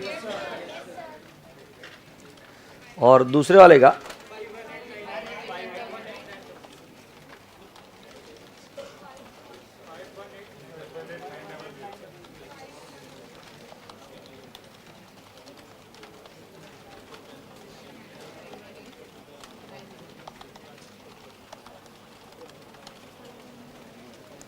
5,18,900. So now what we are expected to do? A minus B. 3,85,000. अरे सॉरी हे करू का 7,22,000 माइनस करायचं का? किती येतात? 2,03,100. और दूसरा वाला प्री का कितना आ रहा है? ये मैं इधर लिख के रखता हूँ, इसका कितना है? अच्छा ठीक है, मैं रुका हूँ 2,03,100. तुमने ऐसा नहीं लिखना है, रफ में जैसे मैंने लिखा 3,85,000 माइनस. ताई काही नाही हो, मी फक्त कॅल्क्युलेट करून ठेवतोय. 186,900. ठीक है, हाँ मैंने कैलकुलेट करके रखा. अभी आप अपने लेवल पर आओ. क्या करना है, क्या टोटल लेना ही क्या है? कितने बच्चों की टोटल लेना बाकी है अभी तक? कौन सी टोटल? क्या मेरे भाई ये एक्सपेंस की टोटल हो गया क्या? हाँ कोई है एक्सपेंस की टोटल लेना बाकी है? नहीं. अब मुझे बताओ प्री का ये लो, मैं जैसा बोल रहा हूं कैलकुलेटर पर. 3,85,000 ये इनकम है क्या प्री की? माइनस करिए 1,98,100. 186,900. ये प्रॉफिट हमारा फ्री रिजर्व है कि कैपिटल रिजर्व है? सो फ्री रिजर्व है. ये फ्री रिजर्व वाला कौन है? प्री रिजर्व है नहीं, उसको हम कैपिटल रिजर्व बोलेंगे ना. सो ये जाएगा कैपिटल रिजर्व में. सो प्री के कॉलम में लिखिए कैपिटल रिजर्व 186,900. ये समझे क्या झंडू? 385 में से ये माइनस किया तो ये रिजर्व कहां जाना चाहिए? Capital reserve. और यही तो बात हो रही थी ना अपना, प्री का प्रॉफिट कहां जाता है? सीआर. सीआर में क्या हैप्पी? अच्छा पोस्ट का कहां जाता है? मैंने सिखाया था पी एंड एल. तो इधर बोलेंगे क्या पी एंड एल अकाउंट या नेट प्रॉफिट? एग्रीड. या कैपिटल भी बोल सकते हैं. 7,22,000 माइनस 5,18,900 कत्ता तरे 2,03,100. 2,03,100. तो पहली लाइन में क्या लिखा? Capital reserve. दूसरी लाइन में क्या लिखा? P and L. लिख दिया पिल्लू? अभी पूरी क्लास को रिक्वेस्ट है,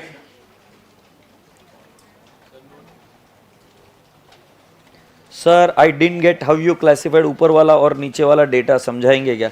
अबे ऊपर इनकम है, नीचे एक्सपेंस है यार. ये फालतूपना है यार. ऊपर इनकम लिखा है, नीचे एक्सपेंस लिखा है, और फिर उसको कैसा बांटा है उसका रेशियो लिखा है. चलो अभी जो मेरे को टिडबिट पॉइंट बताने वो पूछ लेता हूं. आपको क्या लगता है एग्जाम में कितनी बार आई है? हर एक एग्जाम में आया है. यस और नो? अभी रिसेंट वाले एग्जाम में कितने मार्क के लिए आया? 20 मार्क के लिए. मुझे एक बात बताओ, इसमें कौन सी मिस्टेक करी कि आपके मार्क्स जाएंगे? रेशियो. बिल्कुल सही. और सैलरी वगैरह छोड़ दो. नहीं देखो, एक तो रेशियो में मिस्टेक होती है, दूसरा मेजर मिस्टेक मैं आपको बता रहा हूं, अगर आपने बांटते वक्त गड़बड़ी कर दी तो भी आपका पूरा आंसर रॉन्ग जाएगा. बेटा तुम्हें पता है मेरी लाइफ में जो मैंने देखा है वो आप तक पहुंचा रहा हूं. बच्चे मेजॉरिटी फेल इसलिए नहीं होते कि उन्हें आता नहीं है, वो फेल इसलिए होते हैं क्योंकि एक तो इनडिसिप्लिन में रहते हैं और सेकंड चीज सिली मिस्टेक्स करते हैं. मैंने ये चीज बताई कि नहीं बताई आपको? पता नहीं, कल बताया ना मैंने कि एक लड़का था जिसको पतंग उड़ाना था. तो मेरे यहाँ पर हम जब सोलापुर में रहा करते थे, हमारे यहाँ पर पतंग वाले गेम थे, तुम्हारे जैसे नहीं. हर एक सीजन होती थी. कभी भौरा खेलते थे. भौरा तुम समझते हो कि नहीं पता, मुझे नहीं पता. भौरा रहता था, फिर कभी गोटियाँ रहती थी, कभी पतंग रहती थी, कभी विट्टी डांडू होता था. Right. So there were different seasons. जैसे संक्रांति के नजदीक हम विट्टी डांडू खेला करते थे और पतंग भी उड़ाया करते थे. दीपावली के आसपास भी पतंग. तो क्या है, एक बच्चा था और उस जमाने में क्या है कि टेरेसेस आजू बाजू में ही रहते थे and people were very careless actual कि ऐसे कोई दिक्कत नहीं कि कोई अपने घर से आ रहा है जा रहा है, तो बहुत आसानी से चीज़ें हो जाती थी. सो एक बच्चा पतंग उड़ा रहा था. पतंग उड़ाते उड़ाते इतना भारी पतंग उड़ा रहा था और मस्ती मस्ती में इधर उधर जो कटी हुई पतंग है ना पकड़ने को जा रहा था, और वो कटी हुई पतंग को पकड़ते पकड़ते उसका कहीं से पैर स्लिप हुआ और वो नीचे गिरा. उसके बैकबोन का एक बोन के यहाँ पर फ्रैक्चर आया. गलती कितनी सी थी? पनिशमेंट कितना बड़ा? Life long. He still cannot walk properly. Life का ये दस्तूर है, इसको समझो आप. इसको ओवरराइड करने की कोशिश मत करो. लाइफ की फिलॉसफीज को समझो. इधर तुम ऐसा मत बोलो कि मैंने 99% अच्छा किया तो मुझे मार्क्स मिल जाने चाहिए. अगर वाटर का बॉइलिंग पॉइंट 100 डिग्रीज है तो उसे 100 डिग्रीज तक ही आना पड़ेगा. आप 99 डिग्रीज 97 डिग्रीज पर नहीं बोल सकते मैंने किया. इनफैक्ट 97 डिग्रीज पर आने के बाद में भी पानी पानी है and it is wasted. Wasted माने वो जो कन्वर्ट होना था उसे वो कन्वर्ट नहीं हो पाया। आपको वाटर वेपर में कन्वर्ट करना है तो you have to go until 100 degrees only then you are water vapour, otherwise you are still what, hot water. और तुम्हें अगर फ्रीज होना है तो you have to go to 0 degrees, otherwise बेटा जी आपकी मेहनत पूरी बेकार हो जाती है। मेरी बात ध्यान से सुनना बेटा, शुरुआत के दिन है, अगर कोई चीज को अवॉइड करना, देखो मैं आपका टैलेंट रातों रात नहीं बढ़ा सकता, मैं आपका ग्रास्पिंग रातों रात नहीं बढ़ा सकता, जो आपका लेवल है वो लेवल के थ्रू मैं आपको पास जरूर करा सकता हूं। और उसके लिए सबसे इंपॉर्टेंट चीज जो हमें हमारे लाइफ से निकालनी है वो है सिली मिस्टेक्स। सिली मिस्टेक्स जितना बड़ा पनिशमेंट बच्चों को और कोई देता ही नहीं है। कॉस्टिंग में, अकाउंट्स में, टैक्स में क्वेश्चन सही से नहीं पढ़ना, ये मिस्टेक्स को अगर सुधारोगे, और जिस पर अनफॉर्चुनेटली कोई व्यक्ति काम ही नहीं करता है, तुम काम नहीं करते हो। मेरे क्लास में कभी गलती मत करना कि आप कैलकुलेशन खुद नहीं कर रहे हो, कैलकुलेशन खुद ने करना है और सिली मिस्टेक्स के ऊपर हर हालत में काम करना है। You just can not afford to do silly mistakes. और मेरी क्लास में कभी भी कोई नई चीज ट्राई करने के लिए डरना मत। ट्रायल करने वाला व्यक्ति योद्धा बनता है एजुकेशन डोमेन में, वो करता है फिर ट्राई, वो कुछ ना कुछ उठापटक करता है। हर बार मुझ पर निर्भर मत रहना, इंडिपेंडेंट बनने की कोशिश करना। तो कैलकुलेशन खुद के खुद करोगे, दूसरे की कॉपी करने के पहले ध्यान में रखना किसी और की जूठन खा रहे हो तुम, और तुम्हें आदत लग रही है, तुम्हारी ये छोटी सी गलती का बहुत बड़ा पनिशमेंट मिलेगा। आना सफिशिएंट नहीं है। मैं आपको पेपर लाकर दिखा सकता हूं, बच्चों के सिली मिस्टेक्स की वजह से बच्चे फेल हुए और एग्रीगेट में फेल होते हैं। तो आशा करता हूं कि अगर आप पास होना चाहते हो तो मैं आपके टैलेंट को नहीं बढ़ा सकता भाई, वो तुम्हारी मेहनत है और तुमको और समय देना पड़ेगा उसके लिए, बट हाँ मैं तुमको पास जरूर करा सकता हूँ। और उसके लिए मुझे तुम्हारा सिर्फ डिसिप्लिन चाहिए and avoid silly mistakes, read the question properly, that's it. कल एक क्वेश्चन पूछा था मैंने आपको, सीए क्यों करना है, होमवर्क था ना?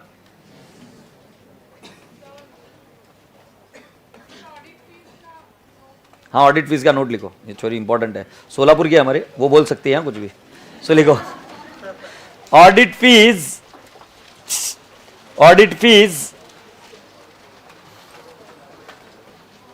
are assumed to be related to company, are assumed to be related to what? Company.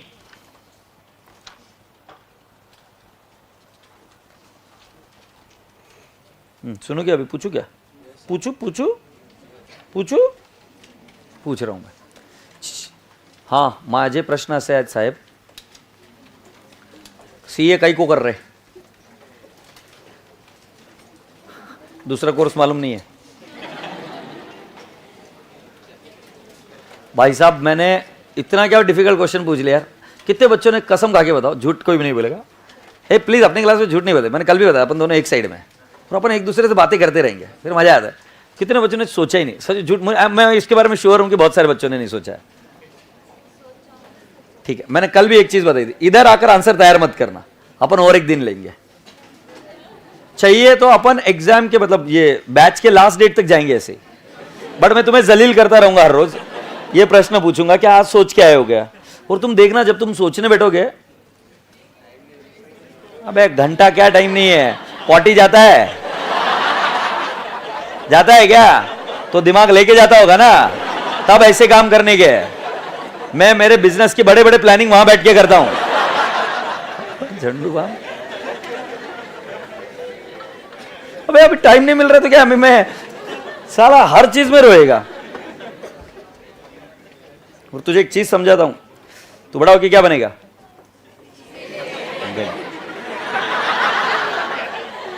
नहीं, बैच के बच्चे कमी नहीं रहते, बोलते पप्पा बनेगा, करेगा वो, ठीक है, तो तू सीए बनेगा। फिर नहीं बता ना, मुझे आगे की स्टोरी सुनने की है, अभी नहीं पता तो थोड़ा सा सोच के बता मुझे, क्या करेगा? सीए बन गया, फिर? हाँ वेरी गुड, प्रैक्टिस करेगा। कितनी देर तक प्रैक्टिस करेगा? अरे मैं सीरियस हूं भाई। सो मान लो क्लाइंट का कोई केस आया, कोई ड्यू डेट है, सो सुबह से लेकर शाम तक काम करेगा, फिर उस केस में तुम्हारी शादी हो चुकी होगी।